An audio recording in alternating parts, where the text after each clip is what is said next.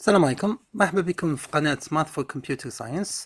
اليوم نبداو ان شاء الله دورة جديدة اللي هي دورة تعلم البرمجة باستعمال لغة سي.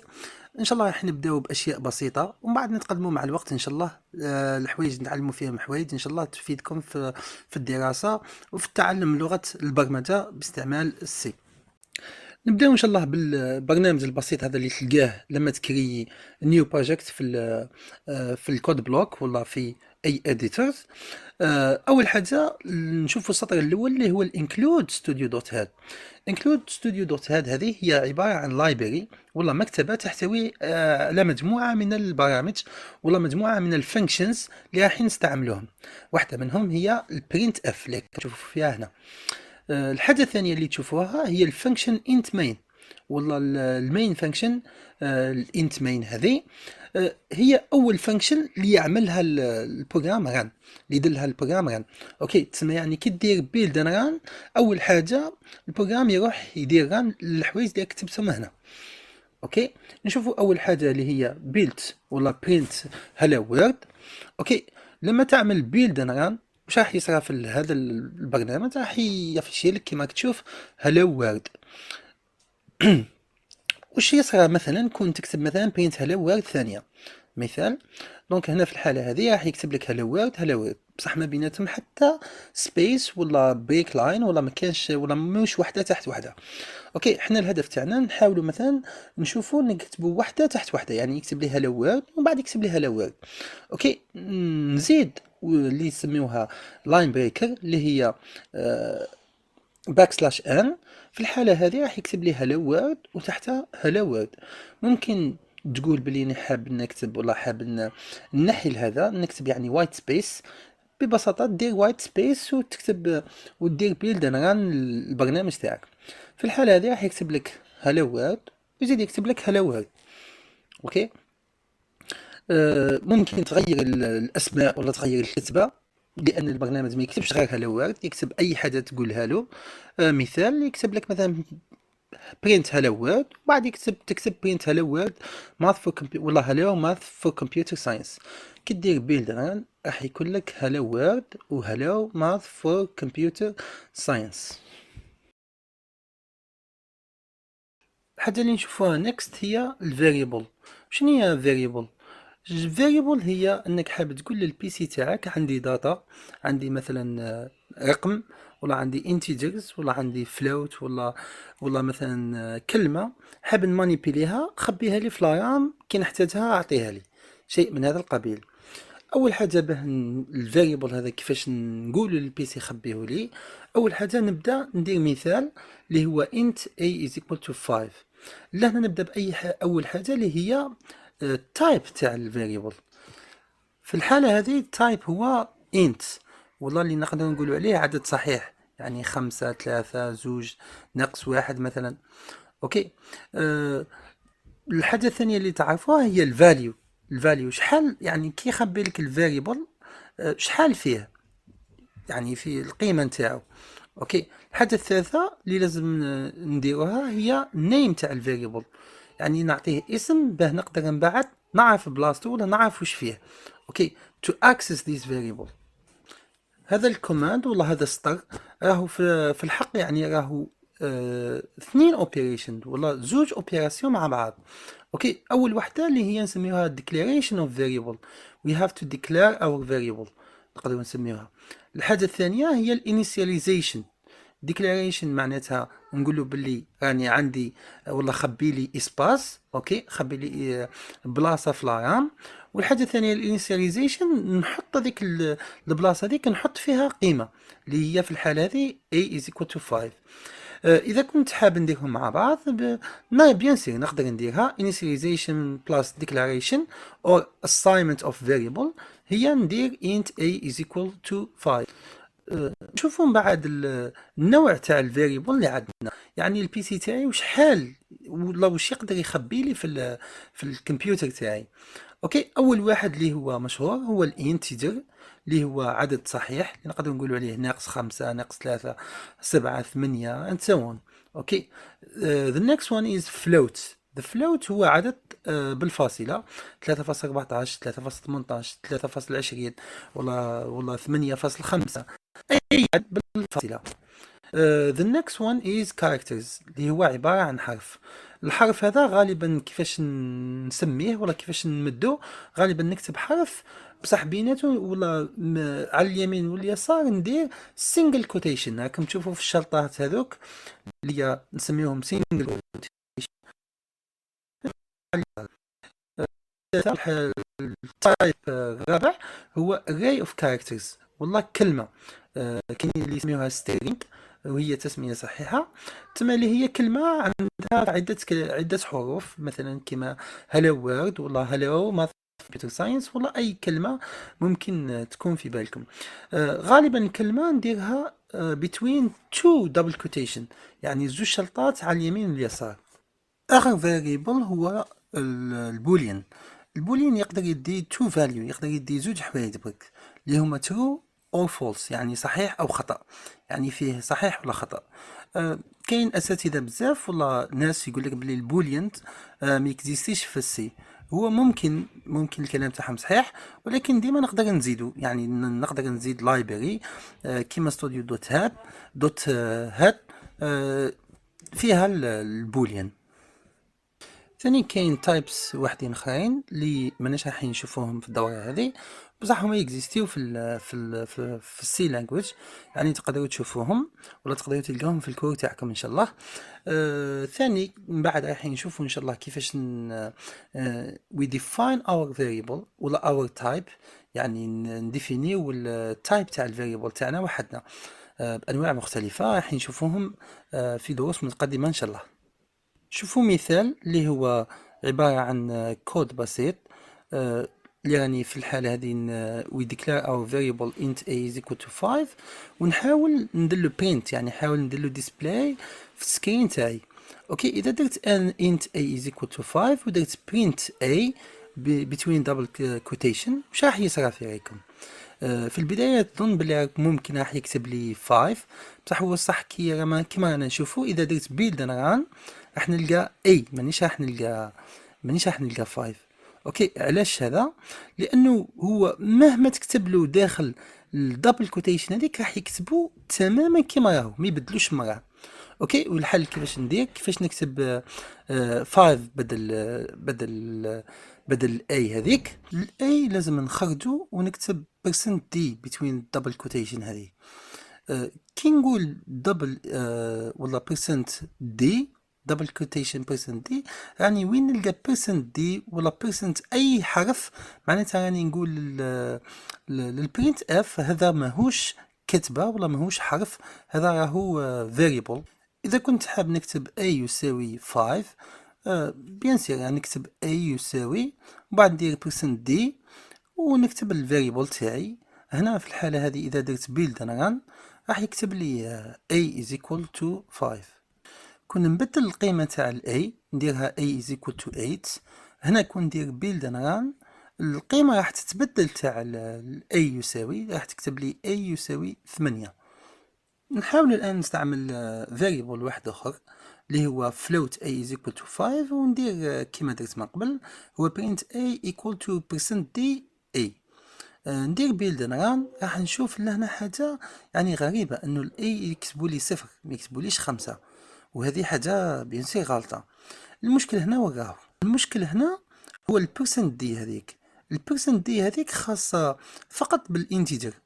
إذا كنت حاب ندير ديسبلاي للفلوت ندير %f not %d. ندير %f ونجربوا البيلد and run راح نلقاو بلي راح يكتبها لي a00000. أفضل أنك لما تدير فلوت باه تميزو عن الانتجر دير 5.0، يعني هنا معناتها 5.0. أوكي، اذا كنت حاب نتخلص من هذاك المشكل تاع الزيروز، يعني كي يكتب لي 5000 انا حاب يكتب لي غير زوج زواره مورا الفاصله، مانيش حاب يكتب لي 5 ولا 8 ولا. في الحاله هذه ندير % دوت تو اف هنا راني نقول له باللي اكتب لي زوج اصفار مورا الفاصله، ولا اكتب لي زوج اعداد مورا الفاصله فقط. تسمى في الحاله هذه اذا درت بيلد ران راح نشوفوا باللي يكتب لي a equal to 5.00، ما يكتبليش زواره بزاف. we take another example اللي هو char a equal to a. ندير printf a is equal %d a. اوكي، اذا درت بيلد ران واش راح نلقى؟ راح نشوف باللي راهو يدير لي ديسبلاي a equal to 65. في الحالة هذه ممكن تقول باللي راهو غلط، لأنه ما قاليش، ما كتبليش a equal to a حرف، كتب لي رقم. في الحالة هذه يعني نقول لك باللي غلط. هذه الكماند is true، راهي صحيحة 100%، لأنه أي حرف في الحقيقة هو يتكتب من شكل رقم في الاسكي كود. نورمالمون غادي تقراوها في ماشين ستراكتر ولا ستركتور دو ماشين. دونك تسمى هذه الكماند راهي صحيحه. اذا كنت بصح انا مانيش حاب، اذا كنت حاب تقول لي انا مانيش حاب يكتب لي 65، حاب يكتب لي عدد ولا يكتب لي a، اوكي، واش راح نقول لك؟ اكتب a equal to %c. هنا في الحاله هذه راح يكتب لك a. حاول تعمل ران بيلد ران للبرنامج هذا، راح تلقى a is equal to 65 وتحتها a equal to a. ثاني نقدر نجمع زوج طور الاخرين هذوك في سطر واحد كما راكم تشوفوا، يولي لك a equal to %d a equal to %c، بحيث البرسنت دي الاولى عندها الفاريابل الاول اللي هو a، والبرسنت سي الثانيه اللي عندها الفاريابل تاعها هو الاي الثاني. اذا درت بيلد ران راح يخرج لي كما راكم تشوفوا a equal to 65 و a equal to a. اذا بدلت %d ولا %c بال%f كما انا نديرو دوك تاع الفلوت، هذه تمشي. دونك اذا درت بيلد ران راح نشوف بلي راح يعطيني 000، وفي الحاله هذه ولا دوت 0.000، في الحاله هذه راهي غلطه. اخر تايب راح نشوفوه هو string ولا array of characters.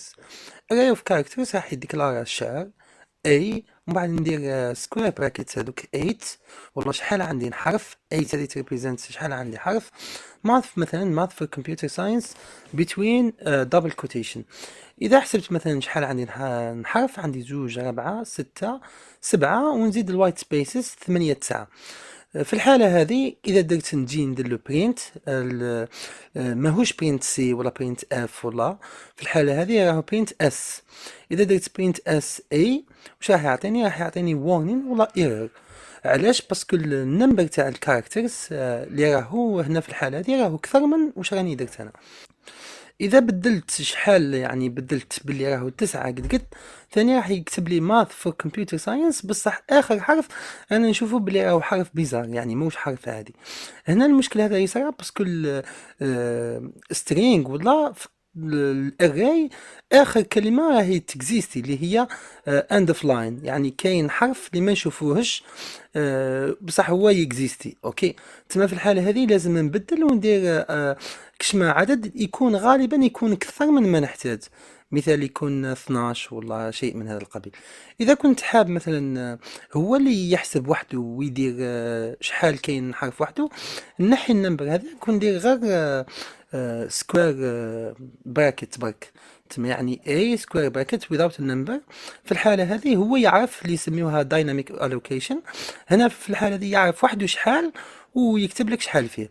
راح نشوفوا التايب هذا، والله راح نشوفوا نعاودوا نرجعوا للاري هذا كي نوصل للدرس تاع لي طابلو بالتفصيل ان شاء الله. نشوفوا البرنامج هذا اللي شفناه من قبل. الآن عندي int a equal to 5 وعندي print a equal to %d عادي، يعني اللي يبين لك a. اوكي، انا بصح في الحالة هذه مانيش حاب انا نحط a يساوي 5، حاب اليوزر هو اللي يعطيني الخمسة هذاك، يعني كي اللي يستعمل البرنامج هو اللي يعطيني الخمسة. اوكي، كيفاش ندير؟ اول حاجة غالبا نشتي نكتب مسج باه يقول لي بليز انتر ان نمبر ولا انتجر ان، ومن بعد اذا كنت حاب نقرا الفاريبل واش ندير سكان اف، ومن بعد ندير %d اللي هو لانه عندي انت وما فين برينتيوه %d، تما كي نقراه ثاني ندير %d. اوكي، يعني حاب نقول باللي الفاريبل تاعي راهو من التايب تاعو تايب راهو انتجرز. ومن بعد ندير ادريس سيمبل اللي يسميوها اند، هذيك اللي وحده اند ثاني تسمى ادريس سيمبل اي، ومن بعد نغلق القوس. في الحاله هذه اذا درت بيلد ران واش راح نلقاو؟ راح نلقاو باللي البرنامج راح يعطيني بليز انتر ان انتجر ان ولا اي، ومن بعد يستناك يكتب مثلا تكتب تا 23، غير دير تهت انتر واش راح يصرى؟ يكتب لك a equal 23. علاش؟ باسكو راهو قراه ومن بعد حاب تكتب له a equal 2% دي، يعني في الحاله هذه الاي هنا راهو 23 اللي مدها لك اليوزر، ماهيش الاي equal to 4 to 5 اللي مديناها له حنا في الدي بي. مادام الفاليو هذيك الاي equal to 5 ما نحتاجهاش، نقدر نحيها ونخلي غير int a وندير سيمي كالون، خلاص هذا ما كان. نفس الشيء اذا حبيت نقرا فلوت، بيان سير راح ندير سكان اف بيرسنت اف. علاش؟ باسكو الفاريبل تاعي هنا راه فلوت ماهوش انتيجر. كي ندير بيلد ران راح نعطيه مثلا 23.0، راح يعفيش لي 23.0000 اصفار بزاف. اذا كنت حاب نحي المشكل تاع الاصفار هذيك، بيان سير دونك في البرينت اف ندير a equal percent دوت 2، يعني اكتب لي غير زوج ارقام ورا الفاصله. دوكا راح نشوفوا كيفاش نتعاملوا مع الفاريبل هذوك، كيفاش نقدروا نبدلوا لهم القيم تاعهم ولا نمانيبيليوهم. اوكي، اذا درت مثلا int a equal to 5 ومن بعد درت a plus 2، في الحاله هذه اسكو الار تبدل ولا ما تبدلش؟ اذا درت بيلد انا راح نشوف باللي الاي ما تبدلش، بقى 5. علاش؟ باسكو انا قلت له دير a plus 2، بصح ما قلتلوش باللي بدلو ولا خليه. اوكي تمام، قلت له والو. في الحاله هذه هو الاي ما يمسوش، يخليه كما راهو. اذا كنت حاب نبدلو يعني الاي نقلبو باللي هو 5 زائد 2، ندير a equal to a plus 2. في الحاله هذه راح يبدلوا لي، يقلبوا لي a equal to 5 to 7 كما راكم تشوفوا لهنا. اوكي، اذا درت واحده اخرى a equal to a plus 2، هو كان فيه 7 ويزيد له زوج، دونك راح يولي 9 كما رانا نديرو كما درنا هنا بيلد هنا. اذا بدلت مثلا a equal to a divide by 2، في الحاله هذه واش راح تكون النتيجه؟ في رايكم نتوما تكون اسكو تكون مثلا تكون زوج في الحاله، لانه 5 على زوج هي 2.5 في الصح، بصح اسكو يكتبها لي زوج ولا يكتبها لي 3؟ علاش زوج ولا 3؟ باسكو انا الا تاعي انتيجر ما يقدرش يحط فيه حاجه بالفاصله. اوكي، ولا يكتبها لي 2.5. يعني واش تقولوا نتوما تكون؟ اذا درت بيلد انا دونك راح نشوفها بلي a is equal to، ما بدلهاش. اوكي، اذا درت مثلا نقدر حتى مثلا الاوبريشن تاعي هذه ما نديرهاش مثلا يعني نديرها داخل البرينت اف. في الحاله هذه هو يكتب لك a equal to، اذا درت تا a equal to percent d وبعد درت a divide by 2، اذا حسبت الا شحال هو 7، يعني 7 divide by 2 هو شحال؟ هو 3 ونص. بصح اسكو يبدل الا؟ لا لهنا تكتب a equal to percent d 3، بصح هو في الصح الا شحال بقى؟ يعني في البي سي الداخل خلاص هو بقى 7، ما بقاش ماهوش 3. اوكي، بصح ممكن انت تقول لي مادام الانت على الانت يعطيني انا انت، اوكي تما يعطيني مثلا كي نقسم 5 على 2 والتايب تاعي يكون 5 يكون انت، تما غالبا يعطيني يا 2 يا 3. بصح لا انا حاب يقلبوا لي فلوت، كيفاش ندير؟ اوكي في الحاله هذه واش راح نقول لك؟ نقول لك باللي اقلب الا. كيفاش نقلبوا الا؟ هو فلوت، غالبا نضربوه في 1.0، اوكي، ولا نديرو بين قوسين فلوت، بصح هي الافضل انك تدير 1.0 وتضربها في الاي. هنا الاي والله 1.0 فوا هذاك ماهوش ما ولاش لهنا انت، ما ولاش راهو فلوت. اوكي، اذا درت مثلا a equal to دوت 2، يعني يكتب لي زوج ارقام برك مورا الفاصله، ومن بعد درت له 1.0 تايمز a ديفايد باي 2، هنا راح يحسب لي الا فوا 1.0 اللي هو التايب تاعو فلوت، ومن بعد يزيد يقسموا لي على زوج اللي هي في الحاله هذه اذا درت بيلد ران راح يكتب لي 3.50. اوكي تسمى هذه هي الفكره. نوليو نشوفوا الاوبريشن اللي كاينين ولا اللي نقدر نديرهم على الارقام. اوكي، ممكن على الحروف راح نشوفوهم بعد، بصح على الارقام الانتيجرز والفلوت عندك sum a plus b، عندك difference a minus b، عندك البرودكت a times b، وعندك الكوشن ولا القسمه اللي هي a تقسيم b. كاينه واحده اخر اوبريشن اللي راح نشوفوها هي الموديلو ولا اللي نعبروا عليها بالبرسنت. اوكي، اي موديلو بي معناتها باللي باقي قسمه ا على بي شحال؟ مثلا كون ندير مثال، كون ندير 10 موديلو مثلا 3، شحال الباقي هو واحد. اوكي، تسمى يعني الباقي واحد. هنا غالبا نحتاجوها هذه في الديفايزر، يعني في القواسم. يعني كي نحب نعرف باللي مثلا اي ولا جي ولا راهو قاسم من 10، ولا مثلا العدد، ندير 10 موديلو اي. اذا لقيتو صفر معناتها الاي راهو قاسم للعشرة. مثال، اذا درت 10 موديلو 2 ولقيتو زيرو، في الحالة هذه نقول زوج صح راهو ديفايزر. اذا لقيت مثلا درت مثلا 11 موديلو 3، لقيتو مثلا هو شحال اللي هو 2، في الحالة هذه مادام ماهوش يساوي الصفر، تسمى نقدروا نقولوا بلي 3 ما يديفيزيش العشرة، ولا 3 ماهوش من القواسم تاع ال11. المره الجايه ان شاء الله راح نشوفوا conditional statements اللي نديو مثال باكزامبل. نشوفوا هنا مثال كيما هنا، ويقول لي please enter an integer a. اذا عطيت له مثلا 23 يقول لي 23 is odd number، يعني راهو فردي. واذا عطيت له مثلا a is equal to 22، راح يافيشي لي 22 is even number، يعني يخدم بالكونديشن. يعني اذا كان حاجه اذا عندك شرط معين يافيشي لك حاجه، اذا كان شرط واحد اخر يافيشي لك حاجه اخرى. ان شاء الله راح نشوفوها هذه المره الجايه في الكونديشنال ستيتمنت.